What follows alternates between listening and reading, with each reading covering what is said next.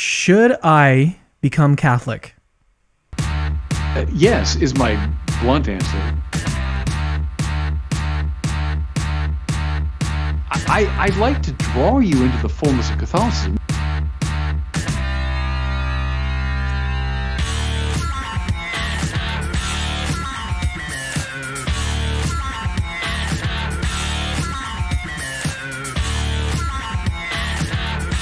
You don't agree with me? I'm going to kill you.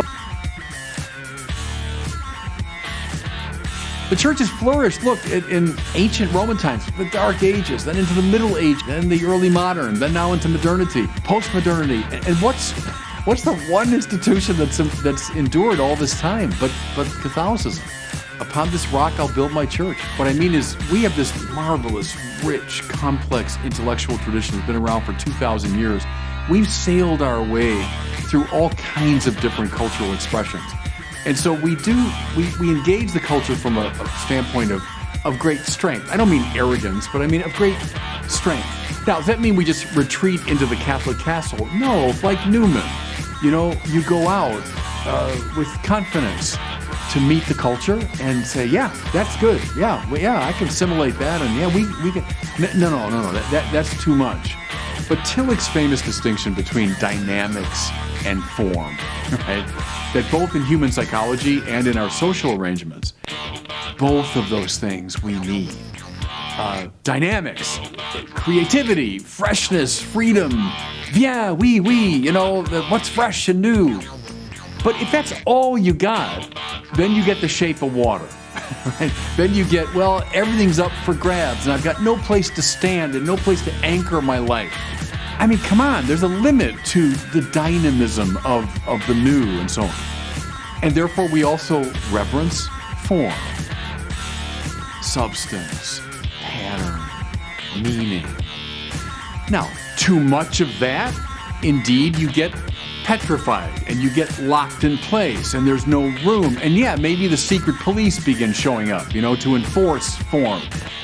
And one of Tillich's great insights, of course, is that this side of the eschaton, we never get this thing perfectly right. We're always, in a way, oscillating between dynamics and form. So, I mean, one way to do it is postmodernism is a great explosion of dynamics. It's a resistance to the formalism, not so much of religion for them, but of modernity itself. That modernity itself, they thought, had become too formalized and needed to be broken open. Now, could you argue, what you see on the streets of our cities right now is an explosion, very negative one, of too much dynamics.